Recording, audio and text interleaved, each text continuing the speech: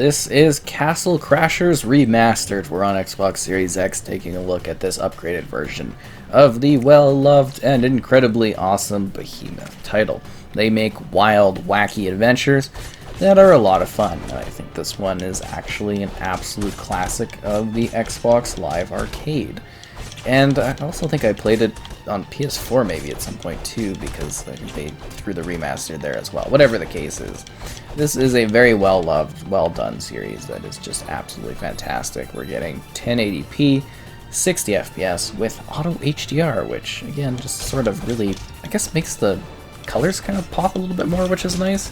It's a beautiful game, it's very vibrant, and it's a well-done hack and slash adventure for you, or also you and your group of friends. It's got Xbox Live multiplayer for up to 4 players and local co-op too. That's kind of exciting, right?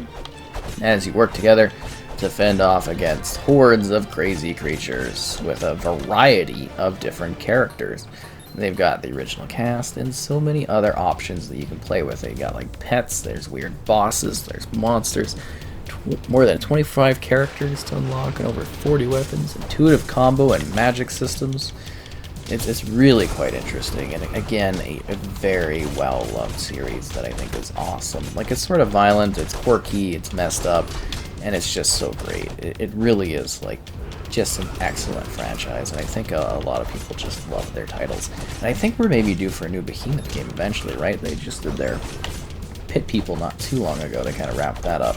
But anyways, they're a great company. They used to hold these fantastic PAX breakfasts for like the press to come in and stuff, and that was always, I got to do that once with PAX West, and that was cool in 2017, quite a while ago now. But yeah, you level up your character, you improve your skills, you battle off against many enemies across a variety of insane locations. You move around what's basically like a Mario-esque map, I guess you could say. In regards to the style of it, it's just really intense, and it's a very, very fun experience that you can, you know, replay multiple times. You can find people online to play with, and they've got like different mini games too. It's not just you know, the straight up mode. You can also just you know, play off like Back Off Barbarian and that. So they mix up the different modes and the things you can experience as you're going around. Why, hello there, little lamb thing. And, you know, different difficulty options if you want more of a hardcore skill thing.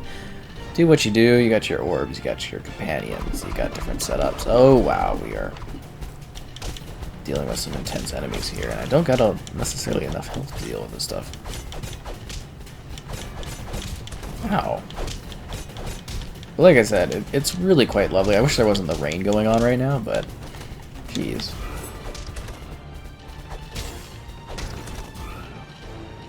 Oh, I'm dead.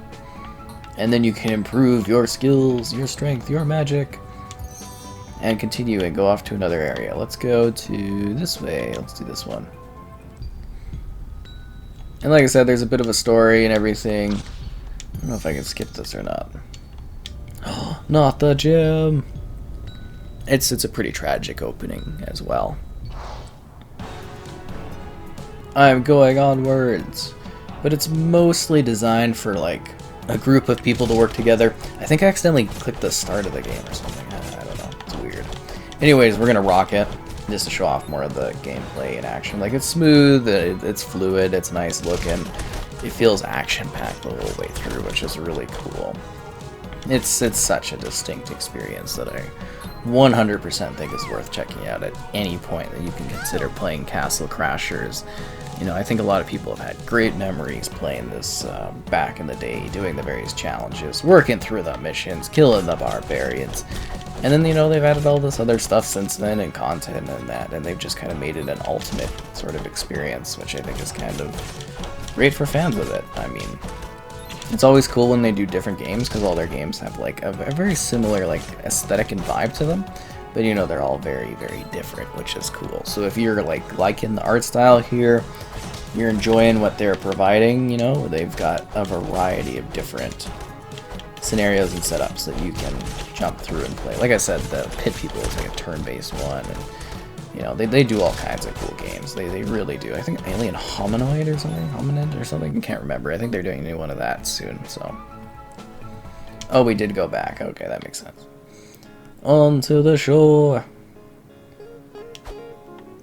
You require these relics. Well, man, come on. What am I supposed to do? Find relics for you? Unbelievable. But yeah, you gotta hone your skills up. The Thieves Score. So we gotta try out the tall grass again. Kind of waiting for us to do all of the work on the battlefield. It is a little bit easier though if you actually have like a squad to work with. They've got a dead fish. I don't know, I think it's a quirky, fun game. They give you some cool moves, some neat challenges. They're always mixing up what you're supposed to be doing and the setup of it. But at the core, it's a hack and slash with some cool, like light, I guess you could say almost RPG type elements to it.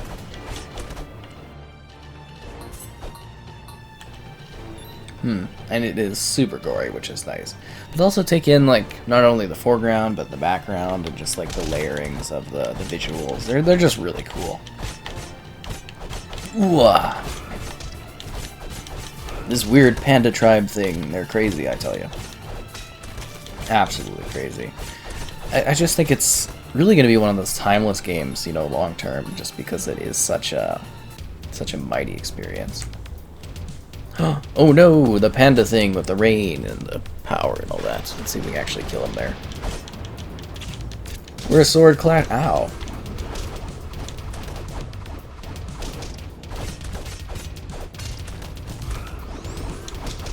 See where it'd be a little bit more effective this time. Down you go, panda things. Like I said, it's got a bit of a difficulty edge to it too, right? It's not necessarily like an easy-going time. It will challenge you. If you want it to. Which I think is part of the fun of this one. I don't know what else to say, you know, there's like a lot of content in this, a lot of unique maps and things you can play on. I'm sure nostalgia for most people, and this is like a big part of their experience when they think about going in and enjoying what Castle Crashers has to offer, because they played so much of it back when it originally released. It was such a gem of the 360's arcade in terms of, like, you know, when it originally came out. It was a huge deal. I think it was probably one of the most successful parts of the arcade at the time, as it continued to grow and become a big indie service nowadays in regards to like the ID at Xbox and everything. Yeah, the part of that's kind of fascinating history-wise. Could you stop going in a giant vortex and making my job hard here? I think he's dead. Yes, he's dead. Give me the big ham thing. I don't remember getting the ham thing last time. More enemies. More battles. Ow.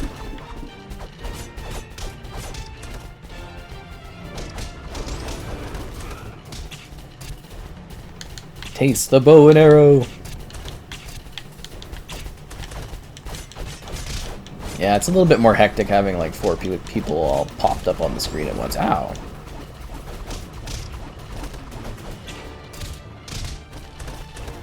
Give me the apple. Ow. And I think the art style is just lovely. And like I said, there's so many different characters and stuff you can use too. And you can kind of like level them up and that. It's just part of like the big challenges of working through this game is, you know, tackling these problems along the way.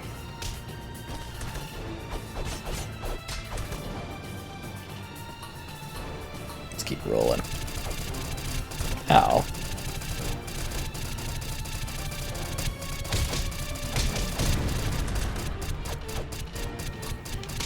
Now I'm behind you. What you gonna do, arrow chucker?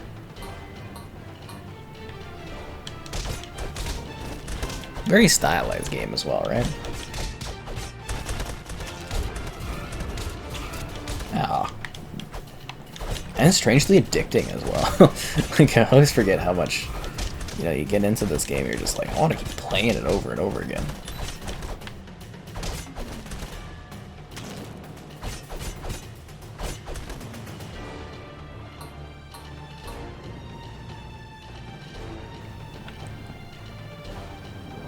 What will we find up here? That's just some of the dynamics of the levels. They add little fun things you can come across. They've got the princesses.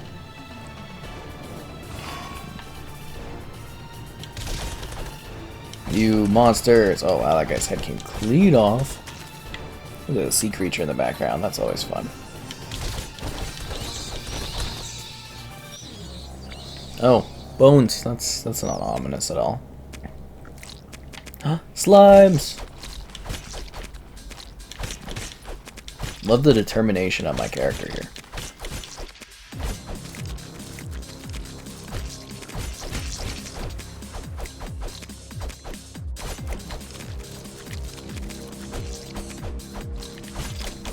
These things are kind of annoying to kill.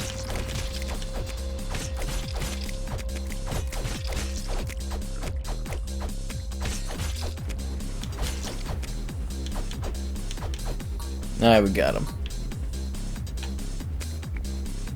More slimes? Are you kidding me?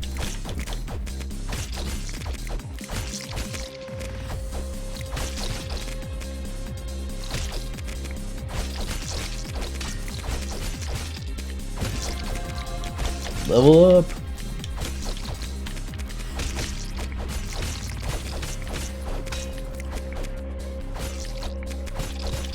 These things just don't stop. It's like the bad version of Slime Rancher. Oh, it's a giant bat!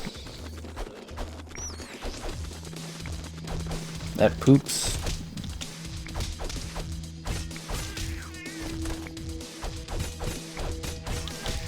And it licks pretty hardcore.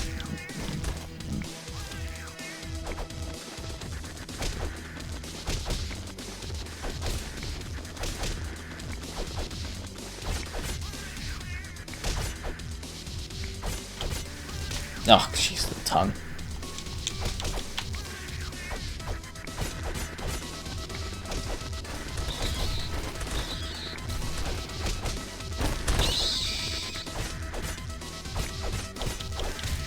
I think I've got this thing almost. I can just like bow and arrow it.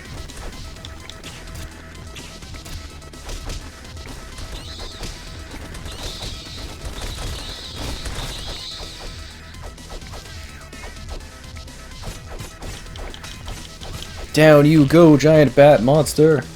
So quirky and weird, these games.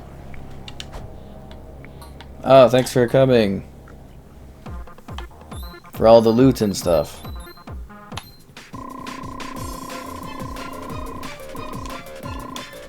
And the music's always awesome in this franchise.